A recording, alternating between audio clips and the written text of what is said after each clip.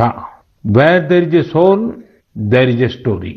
कहानियां लोगों के रचनात्मक और संवेदनशील पक्ष को सामने लाती हैं, उसे प्रकट करती हैं।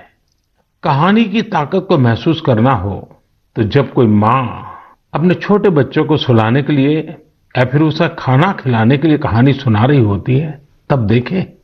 मैं अपने जीवन में बहुत लंबे अरसे तक एक परिव्राजक के रूप में रहा। घुमंत ही मेरी जिंदगी थी, हर दिन नया गांव, नए लोग, नए परिवार। लेकिन जब मैं परिवारों में जाता था तो मैं बच्चों से जरूर बात करता था और कभी कभी बच्चों को कहता था कि चलो भाई मुझे कोई कहानी सुनाओ। तो मैं हैरान था, बच्चे मुझे कहते थे नहीं अंकल, कहानी नहीं, हम चुटकुला सुनाएंगे। और मुझे भी वो यही कहते थे कि अंकल आप हमें चुटकुला सुनाओ। यानी उनको कहानी से कोई परिचय ही नहीं था। ज्यादातर उनकी जिंदगी चुटकुलों में समाहित हो गई थी। साथियों, भारत में कहानी कहने की या कहें किस्सा गोई की एक समृद्ध परंपरा रही है। हमें गर्व है कि हम उस देश के वासी हैं जहां हितोपदेश और पंचतंत्र की परंपरा रही है, जहां कहानियों में पशु पक्षियों और परियों की काल्पनिक दुनिया गढ़ी गई ताकि विवेक और बुद्धिमत्ता की बातों को आसानी से समझाया जा सके। हमारे यहाँ कथा की परंपरा रही है। ये धार्मिक कहानियां कहने की प्राचीन पद्धति है। इसमें कथाकालक्षेपम भी शामिल रहा है। हमारे यहाँ तरह तरह की लोक कथाएं प्रचलित हैं। तमिलनाडु और केरल में कहानी सुनाने की बहुत ही रोचक पद्धति है। इसे विल्लू पाठ कहा जाता है। इसमें कहानी और संगीत का बहुत ही आकर्षक सामंजस्य होता है।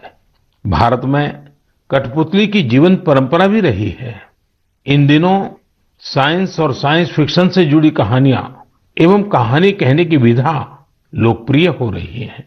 मैं देख रहा हूं कि कई लोग किस्सा गोई की कला को आगे बढ़ाने के लिए सराहनीय पहल कर रहे हैं।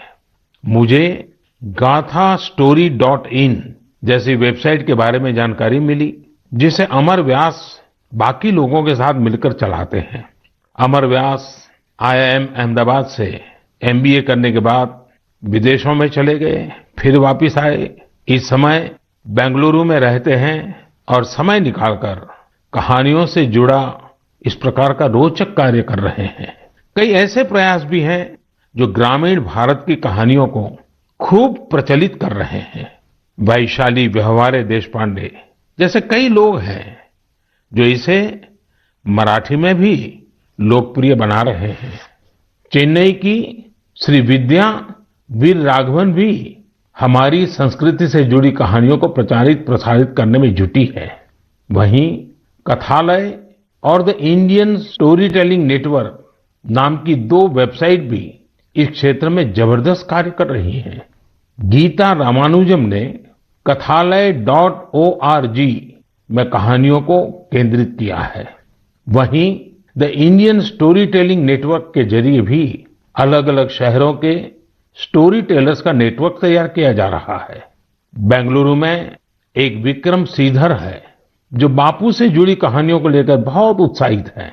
और भी कई लोग इस क्षेत्र में काम कर रहे होंगे। आप जरूर उनके बारे में सोशल मीडिया पर शेयर करें।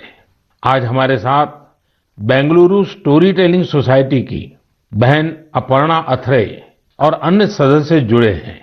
आइए उन्हीं से बात करते हैं और जानते हैं उनके अनुभव। हेलो। नमस्कार आदरणीय प्रधानमंत्री जी, कैसे हैं आप? मैं ठीक हूँ, आप कैसे हैं अपर्णा जी? बिल्कुल बढ़िया सर जी। सबसे पहले मैं बैंगलोर स्टोरी टेलिंग सोसाइटी की ओर से धन्यवाद देना चाहती हूँ कि आपने हमारे जैसे कलाकारों को इस मंच पे बुलाया है और बात कर रहे हैं। और मैंने सुना है कि आज तो शायद आपकी पूरी टीम भी आपके साथ बैठी हुई है। जी जी बिल्कुल बिल्कुल सर। तो अच्छा होगा कि आपकी टीम का परिचय करवा दें ताकि मन की बात के जो श्रोता है उनको परिचय हो जाए कि आप लोग कैसा बड़ा अभियान चला रहे हैं। सर, मैं अपर्णा अत्रेया हूँ। मैं 2 बच्चों की माँ हूँ, एक भारतीय वायुसेना के अफसर की बीवी हूँ और एक पैशनेट स्टोरी टेलर हूँ सर। स्टोरी टेलिंग की शुरुआत 15 साल पहले हुई थी, जब मैं सॉफ्टवेयर इंडस्ट्री में काम कर रही थी। तब मैं सीएसआर प्रोजेक्ट्स में वॉलंटरी काम करने के लिए जब गई थी, तब हजारों बच्चों को कहानियों के माध्यम से शिक्षा देने के मौका मिला। और ये कहानी जो मैं बता रही थी वो अपनी दादी माँ से सुनी थी, लेकिन जब कहानी सुनने वक्त मैं जो खुशी उन बच्चों में देखा, मैं क्या बोलूं आपको, कितनी मुस्कुराहट थी, कितनी खुशी थी। तो उसी समय मैंने तय किया कि स्टोरी टेलिंग मेरे जीवन का एक लक्ष्य होगा सर। आपकी टीम में और कौन है वहाँ? मेरे साथ हैं शैलजा संपत। नमस्कार सर। नमस्ते जी। मैं शैलजा संपत बात कर रही हूँ। मैं तो पहले टीचर थी, उसके बाद जब मेरे बच्चे बड़े हुए तब मैंने थिएटर में काम शुरू किया और फाइनली कहानियों को सुनाने में सबसे ज्यादा संतृप्त मिला। धन्यवाद। मेरे साथ सौम्या है। नमस्कार सर। नमस्ते जी।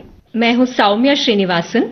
मैं एक साइकोलॉजिस्ट हूँ। मैं जो काम करती हूँ बच्चों और बड़े लोगों के साथ, उसमें मैं कहानियों के द्वारा मनुष्य के नव रसाओं को जगाने में कोशिश करती हूँ और उसके साथ चर्चे भी करती हूँ। ये मेरी लक्ष्य है, healing and transformative story telling. नमस्ते सर। नमस्ते जी। मेरा नाम अपर्णा जयशंकर है। वैसे तो मेरे सौभाग्य है कि मैं अपनी नाना नानी और दादी के साथ इस देश के विभिन्न भागों में पली हूँ, इसीलिए रामायण, पुराणों और गीता की कहानियां मुझे विरासत में हर रात को मिलती थी। और बैंगलोर स्टोरी टेलिंग सोसाइटी जैसी संस्था है तो मुझे तो स्टोरी टेलर बनना ही था। मेरे साथ मेरे साथी लावण्या प्रसाद है। लावण्या जी नमस्ते। नमस्ते sir. I am an electrical engineer turned professional storyteller. Sir, I grew up listening to stories from my grandfather. I work with senior citizens in my special project called Roots, where I help them document their life stories for their families. Lavanya ji आपको बहुत बधाई। और जैसा आपने कहा, मैंने भी एक बार मन की बात में सबको कहा था कि आप परिवार में अपने दादा दादी नाना नानी है तो उनसे उनकी बचपन की कहानियां पूछिए और उसको टैप कर लीजिए, रिकॉर्ड कर लीजिए, बहुत काम आएगा, ये मैंने कहा था।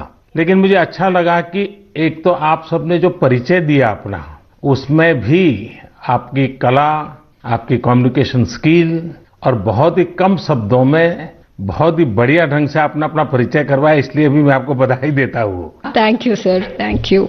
अब जो हमारे श्रोता लोग हैं मन की बात के, उनका भी मन करता होगा कहानी सुनने का। क्या मैं आपको रिक्वेस्ट कर सकता हूँ, एक तो कहानी सुनाएं आप लोग? जी बिल्कुल, ये तो हमारा सौभाग्य है जी। चलिए चलिए सुनते हैं कहानी एक राजा की। राजा का नाम था कृष्णदेवराय और राज्य का नाम था विजयनगर। अब